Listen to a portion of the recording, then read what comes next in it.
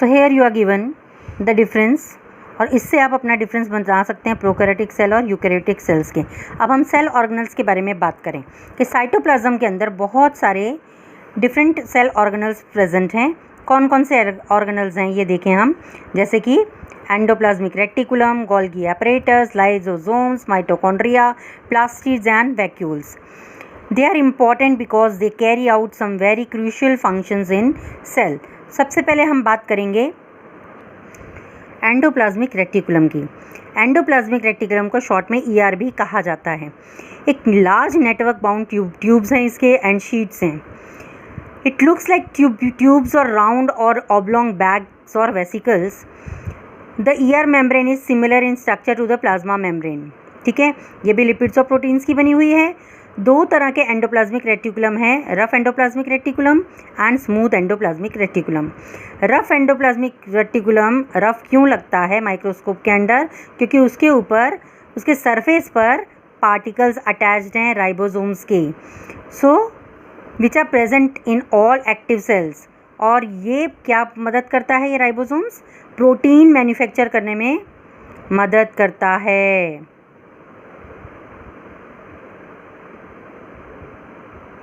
ठीक है, protein manufacture करने में मदद करता है ये राइबोसोम्स। ठीक है, the manufactured protein are then sent to various places in the cell depending on needs using the endoplasmic reticulum. और स्मूथ एंडोप्लाज्मिक रेटिकुलम क्या करता है? फैट मॉलिक्यूल्स या लिपिड्स को प्रोड्यूस करता है, मैन्युफैक्चर करता है।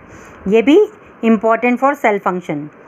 सम of this proteins and lipids help in building the cell membrane. ठीक है, और इसको कहा जाता है बायोजीनेसिस, मेम्ब्रेन बायोजीनेसिस, यानी मेम्ब्रेन को बिल्डअप करना। Genesis means to buildup. Biologically building up of membrane is known as membrane biogenesis. तो कुछ प्रोटीन्स और लिपिड्स का फंक्शन क्या है? वो एंजाइम्स और हार्मोन्स की तरह काम करते हैं। And although the ER varies greatly in appearance in different cells, it always forms a network of system. One function हम क्या कह सकते हैं एंडोप्लाज्मिक रेटिकुलम का, कि ये चैनल्स की तरह काम कर रहा है for transport of material, specially कौन सा? Protein, between various regions of cytoplasm और between the cytoplasm and the nucleus. The endoplasmic reticulum also function as the cytoplasmic framework providing a surface किसके लिए? For biochemical activities of the cell. Liver के अंदर animals including human beings, जिनको हम vertebrates कहते हैं, smooth endoplasmic reticulum एक important role या क्रूशियल रोल प्ले करता है हमारे बॉडी के अंदर।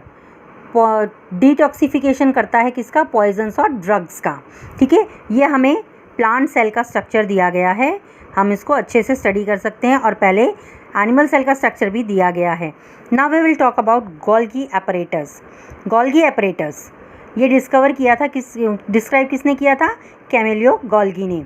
और इसमें क्या दे रखा है हमें? It consist of system of membrane bound vesicles arranged approximately parallel to each other in stakes.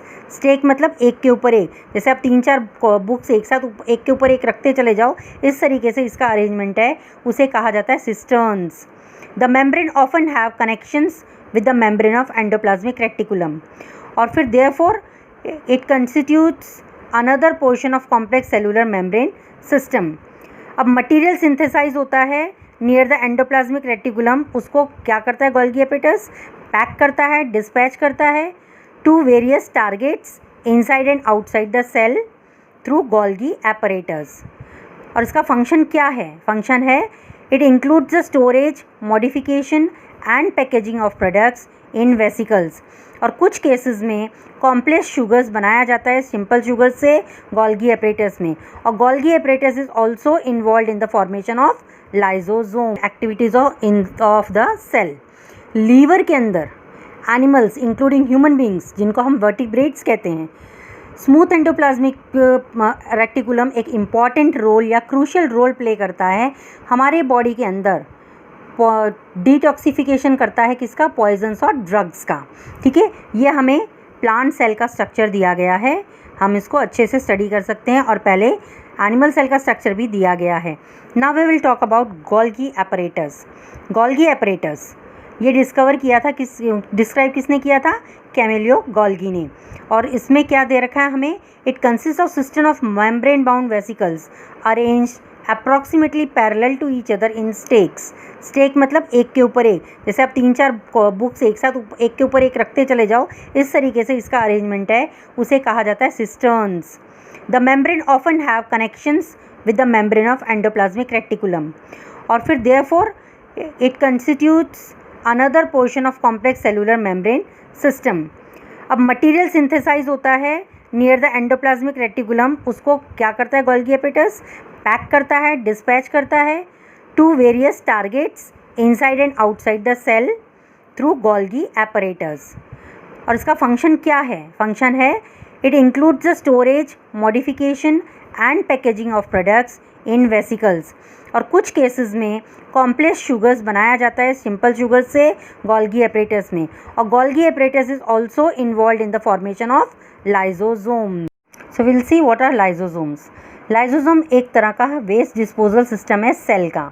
ये हेल्प करता है सेल को cleaning by digesting any foreign material as well as worn out cell organelles.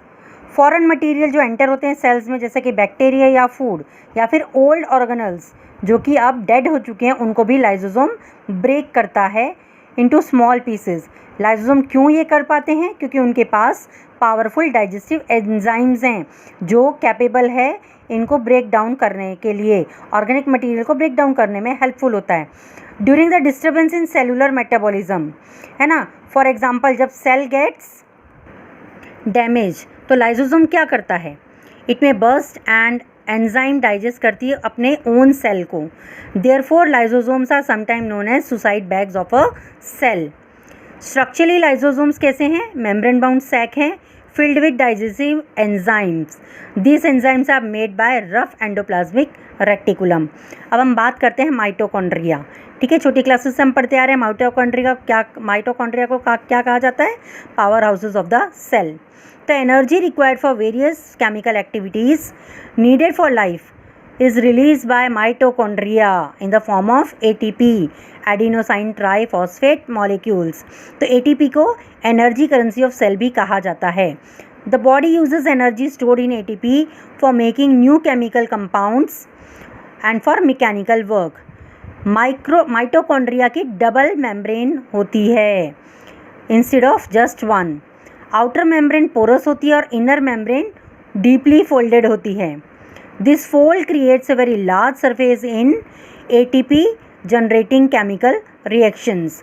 ठीक है, तो किस तरह से होती है माइटोकॉन्ड्रिया की? ये आउटर मेम्ब्रेन तो मैंने बना दी, अभी आप देखिए इनर मेम्ब्रेन जो है वो इस तरीके से फोल्डेड होती है और इससे लार्ज एरिया मिल जाता है एक्टिविटी के लिए। Mitochondria are strange organelles. ठीक है, क्या है, क्यों स्ट्रेंज है? कि खुद का डीएनए भी है और राइबोसोम्स भी हैं। सो डीएनए अब तो क्या करता है माइटोकॉन्ड्रिया? अपने खुद के कुछ प्रोटीन्स भी बना लेता है। बारी आती है प्लास्टिड्स की। सो प्लास्टिड्स कहाँ प्रेजेंट होंगे? ओनली इन प्लांट सेल्स, है ना। एनिमल सेल्स में तो प्रेजेंट ही नहीं होंगे। तो कितने तरह की प्लास्टिड्स हैं? 2 तरह की। क्रोमोप्लास्टिड्स जिनको हम कलर्ड प्लास्टिड्स कहते हैं, और ल्यूकोप्लास्ट वाइट और colourless plastids. Plastid containing pigment chlorophyll, green pigment जो होता है उन्हें क्लोरोप्लास्ट कहा जाता है। बहुत इंपॉर्टेंट है फोटोसिंथेसिस इन प्लांट्स के लिए। Chloroplast also contain various yellow और orange pigment in addition to chlorophyll, और ये सब हमारे फ्रूट्स एंड फ्लावर्स के लिए इम्पॉर्टेंट है। Leucoplasts are primarily organelles in which material such as starch, oil, protein granules को स्टोर किया जाता है। इंटरनल ऑर्गेनाइजेशन जो है प्लास्टिड का, न्यूमरस मेम्ब्रेन लेयर्स होती है embedded in material called stroma. Embedded का मतलब कि डूबा हुआ। Plastids are similar to mitochondria in external structure. Mitochondria की तरह ही प्लास्टिड के पास भी अपना डीएनए एंड राइबोसोम्स होता है। फिर बारी आती है वैक्यूल्स। तो वैक्यूल्स क्या हैं? स्टोरेज सैक्स हैं जिसमें सॉलिड या लिक्विड कंटेंट को स्टोर किया जाता है। वैक्यूल्स एनिमल सेल्स में बहुत स्मॉल होते हैं और प्लांट सेल में बहुत लार्ज होते हैं। The central vacuole of some plants may occupy 50 to 90% of the cell volume. So 50 से 90% सेल की वॉल्यूम को प्लांट सेल में सिर्फ वैक्यूल घेर लेता है. Plant cell vacuoles are full of cell sap, है ना, लिक्विड होता है, and provide turgidity and rigidity to the cell. ठीक है, और कुछ इम्पॉर्टेंट सब्सटेंसेस जो हैं लाइफ के वो इसी के अंदर स्टोर किए जाते हैं. These include amino acids, sugar, various organic acids, and some protein. Single cell organisms like amoeba. The food vacuoles contain the food item that the amoeba has consumed. In some unicellular organisms, specialized vacuoles also play an important role in expelling excess water and some waste from the cell. तो ये मदद करता है vacuole. और अब हम कह सकते हैं कि each cell thus acquires its structure and ability to function because of the organization of its membrane and organelles in specific way. है ना, तो सेल का जो स्ट्रक्चर है या एबिलिटी जो है उसकी काम करने की, वो उसके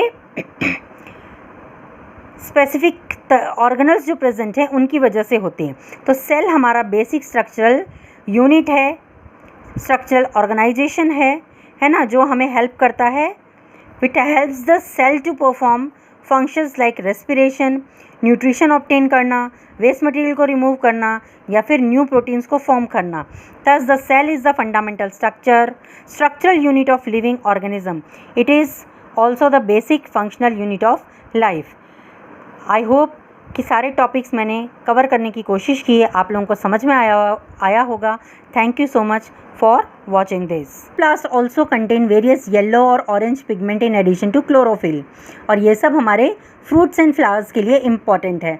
Leucoplasts are primarily organelles in which material such as starch, oil, protein granules को store किया जाता है.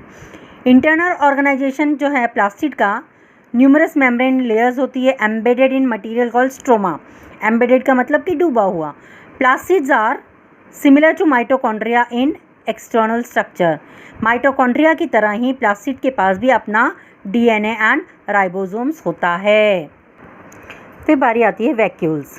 तो वैक्यूल्स क्या हैं? स्टोरेज सैक्स हैं जिसमें सॉलिड या लिक्विड कंटेंट को स्टोर किया जाता है. वैक्यूल्स एनिमल सेल्स में बहुत स्मॉल होते हैं और प्लांट सेल में बहुत लार्ज होते हैं.